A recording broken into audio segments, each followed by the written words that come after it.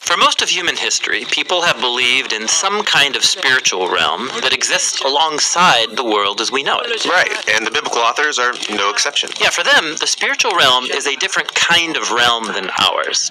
And to highlight that difference, the Bible refers to God's space as the sky or the heavens. Because the sky is really different from the land. It's above and beyond. And up there are shiny bodies that move around. I think of these as flaming gas balls. But when the biblical authors looked up, the stars gave them a way to talk and think about spiritual beings. In the Bible, they're called the sons of God, or the rulers and authorities, or even sometimes the divine council. So that sounds really important. What does the divine council do? Well, they're introduced in Genesis chapter 1, where they're called the host of heaven, that is, the sun, moon, and stars. And there, they're also called signs, meaning that their power and status symbolizes and points to God's power and status. Yeah, so in Genesis 1, God appoints them to rule over the day and night. Exactly. And then later in the Bible, we're told that they were celebrating God's power and creativity when he created the world. Like the cheering section of a game. Yeah, right. There are also stories in the Bible where God invites the divine council to participate in making a decision. Like when they help decide how to bring down the corrupt Israelite king Ahab. Or in the book of Job, where they debate God's policy of rewarding people who do good. So they're like God's staff team.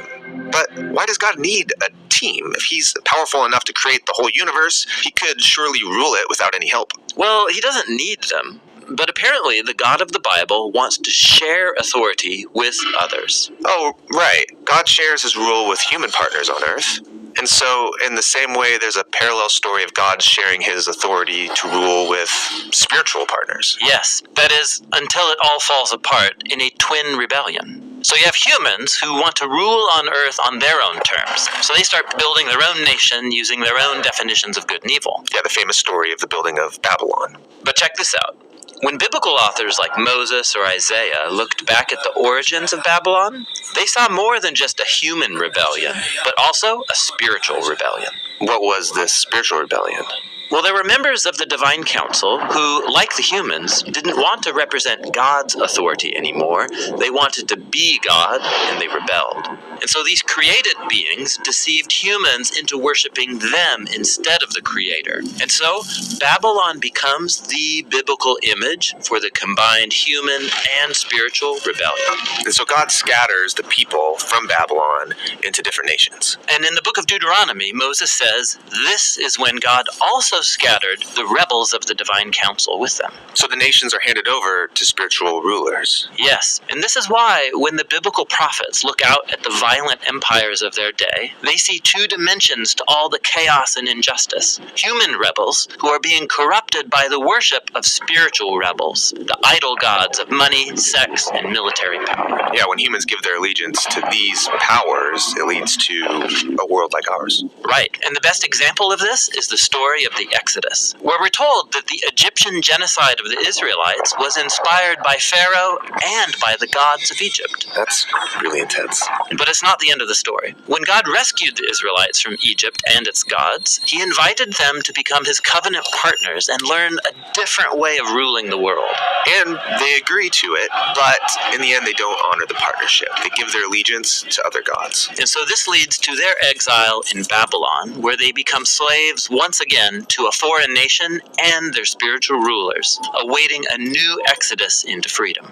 And this is where the story of Jesus picks up. He said he was here to rescue the world and take it back from the rebels. Which rebels? The human ones or the spiritual ones? Exactly. For Jesus, it was all connected. When he marched into Jerusalem for Passover, he was announcing the ultimate exodus. He was there to confront and overcome all rebel powers and authorities, and he did it by giving up his life. So this is what the Apostle Paul meant when he said that Jesus disarmed the powers and authorities, triumphing over them by the cross. Yes, Jesus condemned our evil by allowing the rebels to unleash all their hate and evil on him. But then he overcame it with the power of his love and resurrection life. And then Jesus told his followers that all authority in heaven and earth now belongs to him. Yeah, the ultimate human and divine partner. this is really good news. Yeah, and it's why the apostles started inviting everyone to give their allegiance to the risen Jesus, to discover freedom and a new way to be human. Now, while Jesus gained a decisive victory over the rebel powers, he didn't destroy them. They're still around, causing problems. Yes, and in fact, they are the problem. The apostles said that humanity's real enemy is never another human. Rather, it's the spiritual powers that animate our cultural idols that inspire hatred, division, and violence. So when I see people hurting other people, behind it is the divine council gone rogue. How do you deal with this kind of enemy? Well, the Apostle Paul said we can resist by putting on the character traits of Jesus like armor, faithfulness, justice, and peace. And he said that our only weapon is the Word of God. That is, the biblical story of good news that Jesus has overcome all rebels with the divine power of his life and love.